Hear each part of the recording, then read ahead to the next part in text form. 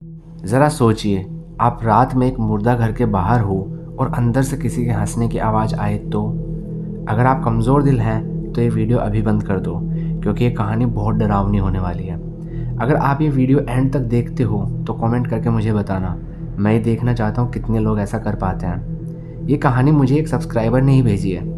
अगर आपके साथ भी ऐसी कोई घटना घटी है तो आप मुझे मेरे मेल या इंस्टाग्राम दोनों पर मैसेज कर सकते हैं। ये कहानी अनुज की है, जो महाराष्ट्र का रहने वाला है। सारी कहानी मैं आपको अनुज के पॉइंट ऑफ व्यू से सुनाने वाला हूँ। मेरा नाम अनुज है। ये कहानी तब की है जब मैं 12th क्लास में था। मेरे पापा काफ़ी बीमार रहने लगे थे। वो एक रिटायर्ड टीचर थे। उनकी पेंशन से सिर्फ घर और उनकी दवाई के खर्चे ही निकल पाते थे। मैं जैसे एक बोझ बन गया था। मम्मी ने तो मुझे साफ साफ बोल दिया था, पढ़ाई छोड़ दूं और कोई काम धंधा ढूंढ लूं। मजबूरी इंसान से कुछ भी करवा सकती है। मैंने पढ़ाई के साथ साथ जॉब करने की ठानी।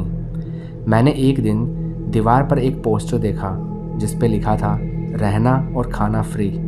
वहाँ जाने पर पता लगा वो एक प्लेसमेंट ऑफिस थी। मेरे पास किसी जॉब का अनुभव नहीं था। मैंने उन्हें सारी बात बता दी और रिक्वेस्ट करी कि मुझे कोई नाइट शिफ्ट वाली जॉब दें ताकि मैं दिन में स्कूल अटेंड कर सकूं। उन्होंने मुझे एक हॉस्पिटल में वॉचमैन की नौकरी देने की बात कही। वो था तो एक प्राइवेट हॉस्पिटल ही, पर उस समय का वो एक जाना माना अस्पताल था। मेरी क्वालिफ़िकेशन के हिसाब से मेरी सैलरी बहुत अच्छी थी। मैं खुश था। हॉस्पिटल मेरे घर से थोड़ा दूर था। मैं अगले ही दिन प्लेसमेंट ऑफिस में जाके अपना ज्वाइनिंग लेटर ले सीधा हॉस्पिटल पहुंच गया। वहाँ एक सीनियर बंदे ने मुझे एक यूनिफॉर्म दे दी और रात में शिफ्ट के टाइम आने के लिए कहा। मैंने घर पर यह बात किसी को भी नहीं बताई थी।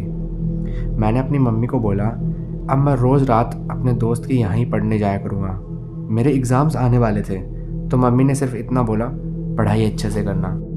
मैं अपनी पहली नाइट ड्यूटी करने पहुँच गया था। वहाँ एक चेंजिंग रूम था जिसमें मैंने अपने कपड़े बदल गार्ड वाली ड्रेस पहन ली थी। ये सब कर मैं अपने सीनियर ऑफिसर के पास चला गया और उन्हें बोला, सर मैं आ गया हूँ। उन्होंने मुझे वहाँ के सारे रूल्स समझाए और अस्पताल के चारों गेट के बारे में बताया।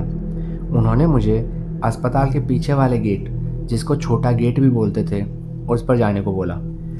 मुझे बताया गया कि वहाँ एक गार्ड का केबिन है और उसमें एक कुर्सी, एक वॉकी टॉकी, पानी और ज़रूरत की कुछ चीज़ें हैं। पहली ड्यूटी है तो सही से करना। मैं हामी भर के वहाँ से छोटे गेट की ओर चल दिया। मैं मेन बिल्डिंग को पार कर हॉस्पिटल के पीछे की ओर जा रहा था। करीबन 200 से 250 कदम चलने के बाद आगे 2 बिल्डिंग्स नज़र आ रही थी। वहाँ ज़्यादातर लाइट्स बंद थी। उन दोनों बिल्डिंग के बीच एक गली थी जहाँ पर एक बल्ब लगा हुआ था और वो बार बार जल बुझ रहा था। मैं उस गली से पीछे की ओर जाने लगा। रात के सिर्फ 9 बजे थे और हॉस्पिटल होके भी वहाँ इतना सन्नाटा था कि मुझे उससे डर लग रहा था। गली पार करते ही मुझे एक गेट दिखाई दिया। यही छोटा गेट था। वहाँ एक छोटा सा केबिन था। हॉस्पिटल के इस साइड बहुत सारे बड़े बड़े पेड़ थे और किसी की भी चहल पहल नहीं थी। सब एकदम शांत और सुनसान था। वहाँ के वो पेड़ भी डरावने लग रहे थे। ये सब देखते हुए मैं केबिन के पास चला गया। वहाँ मुझसे पहले वाला गार्ड नींद की झपकियाँ ले रहा था। मेरे वहाँ पहुँचते ही वो वहाँ से जाने लगा। जाते जाते उसने बताया, केबिन में एक वॉकी टॉकी रखा है, पर वो कभी काम करता है कभी नहीं। और हाँ, आगे बिल्डिंग में एक और गार्ड है, पर वो सिर्फ नाम का गार्ड है। उसके भरोसे मत रहना।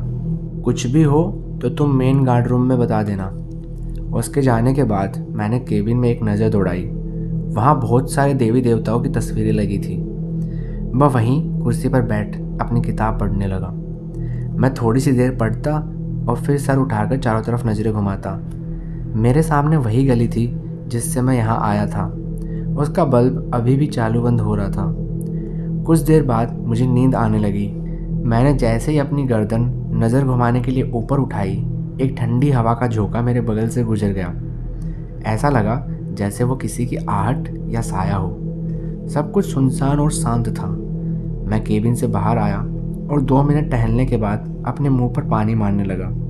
तभी मैंने देखा एक औरत सामने वाली गली में एक बिल्डिंग से दूसरी की ओर जा रही है। उसका चलने का तरीका बड़ा अजीब था।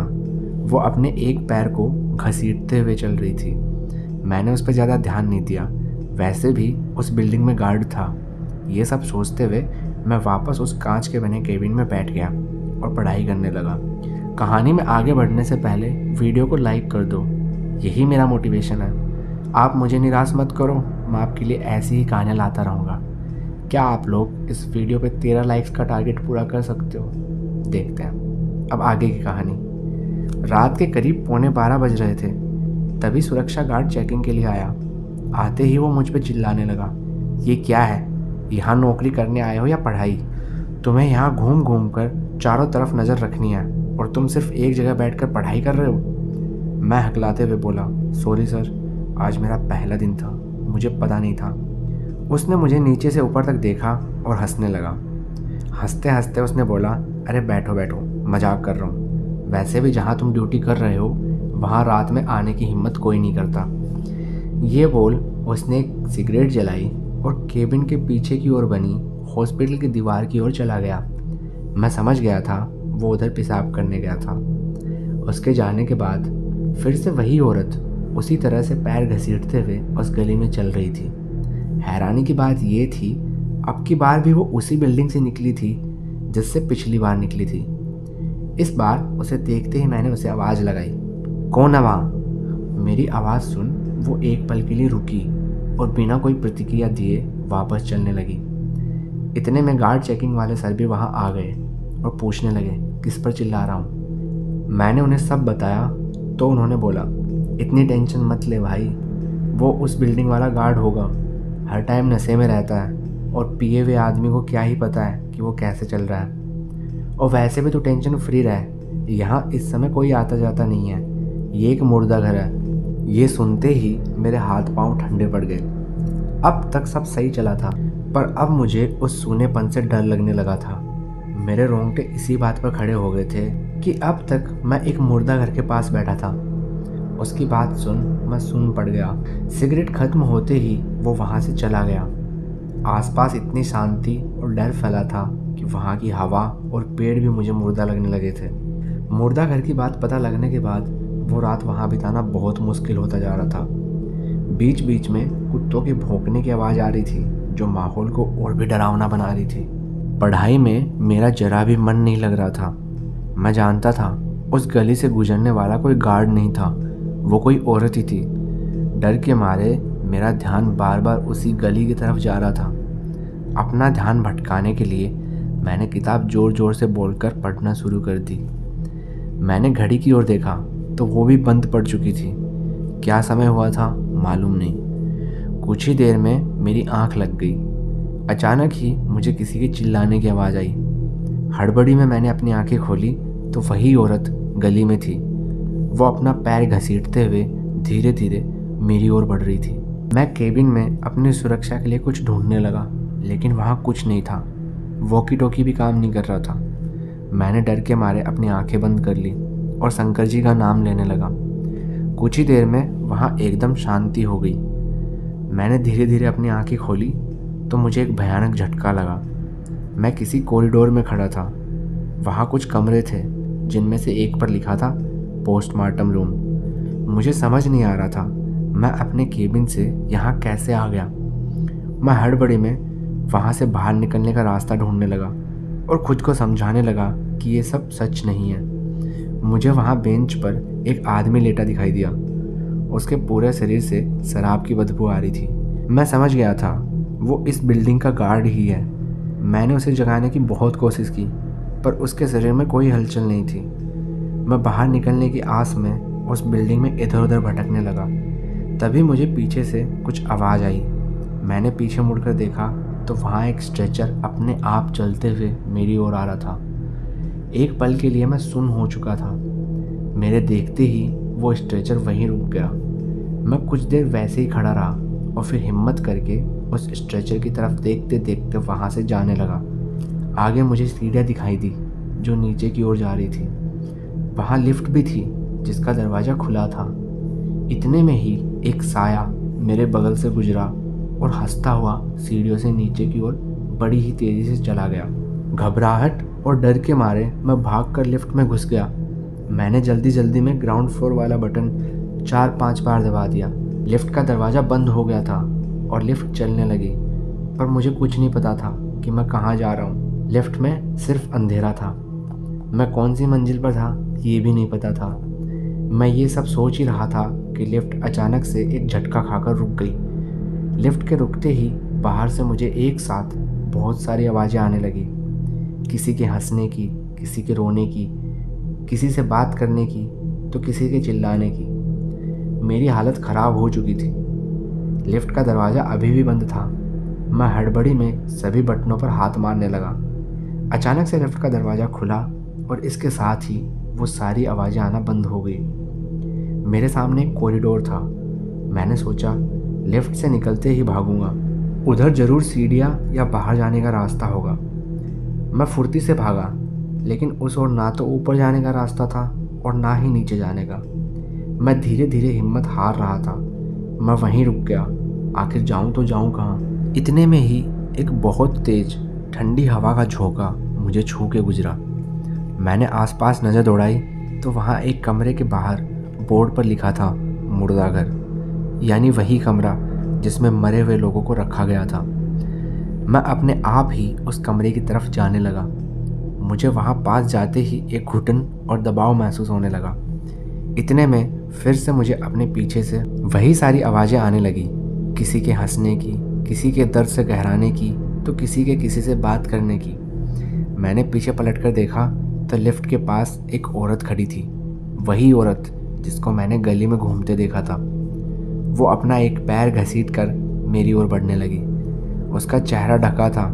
मैंने आंखें बंद की और अपने महादेव को याद करने लगा।